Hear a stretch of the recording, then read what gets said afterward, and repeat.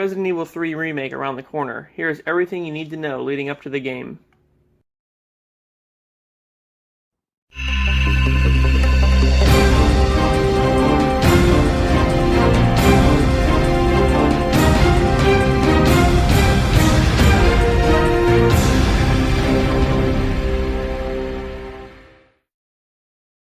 Oswald Spencer, Alexander Ashford, and James Marcus were three virologists who started a pharmaceutical company called Umbrella in the 1980s, upon the discovery of a flower in Africa that held special properties.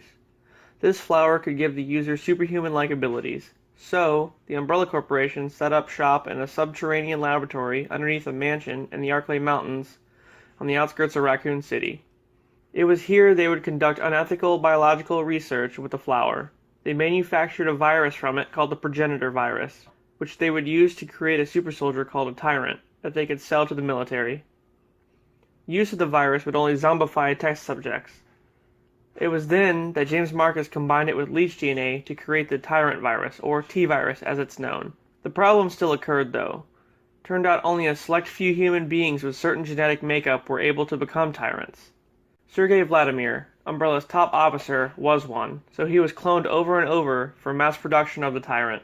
After the success of the T-virus, William Birkin and Albert Wesker, two of Marcus's protégés, were ordered to kill him, with Birkin taking over his research. A leak of the T-virus occurred in the underground lab, turning everyone into zombies and unleashing the BOWs Umbrella had created. The infection spread into the nearby forest, causing what the news reported as cannibalistic attacks. Wesker, who was a double agent leading the STARS team, that's Special Tactics and Rescue Service, who were a SWAT-like team based out of the Raccoon City Police Department, dispatched the Bravo team into the Arklay Mountains to investigate.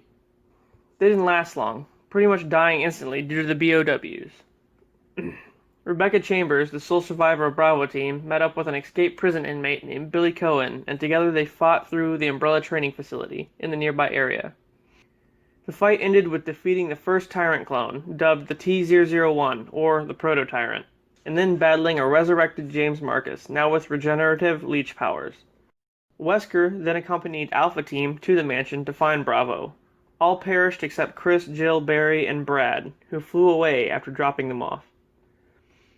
Chris and Jill discover Lisa Trevor in a room hidden below the estate, who was the daughter of George Trevor, the man who built the mansion.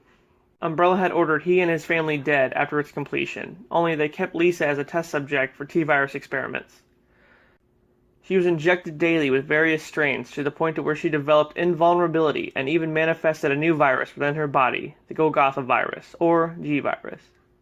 After her defeat, Chris and Jill discovered that Wesker was behind everything and that he planned on taking Umbrella's research for himself, but not before unveiling the T-002 Tyrant, calling it the ultimate life form. Shortly after, it impaled Wesker and was blown up by a rocket launcher. They escaped just as the mansion's self-destruct system went off, destroying everything. The surviving members of STARS tried to expose Umbrella to the media, but thanks to Chief Irons, who was on their payroll, everything STARS said about the incident was uncredited, and the team soon disbanded.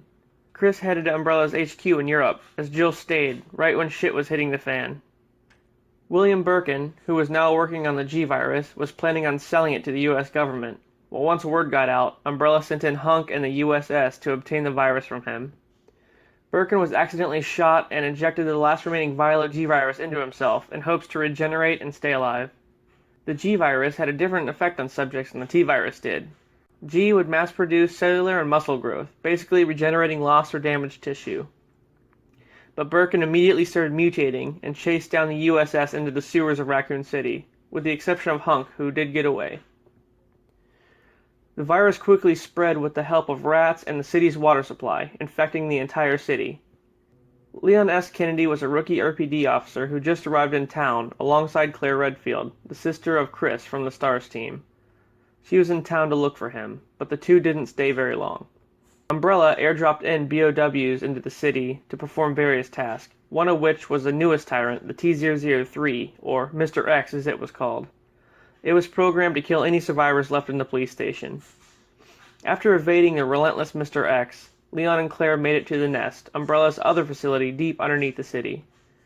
It was there they discovered that Ada Wong, a suspicious woman who befriended Leon, was actually a spy hunting down the G-virus. and that Sherry, a little girl Claire found wandering the halls of the RPD, was the daughter of William Birkin. By this point, William's mutation made him far from human, and he was killed by an explosion as the facility yet again exploded from a self-destruct system. Leon, Claire, and Sherry escaped, vowing to put an end to Umbrella for good. So where does this leave us? Well, RE3's timeline exists before, during, and after RE2. Jill is actually running around the city at the same time Leon and Claire do.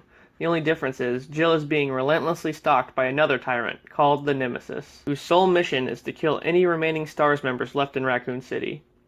Nemesis is a tyrant who has been implanted with the NE Alpha parasite, the same one given to Lisa Trevor. This parasite attaches itself to the host's nervous system and brainstem, becoming the new brain for the host, which gives Umbrella full control over this new tyrant. Jill is befriended by Carlos, a member of the UBCS, a countermeasure service created by Umbrella to destroy any evidence of their involvement in the outbreak, but under the guise of rescuing survivors. How will Jill fare in the city? Will we get to see many scenes from the original game? Will Nemesis mutate just as he did originally? Well, we'll have to see when RE3 hits stores in April. Hopefully you guys learned something. See you next time.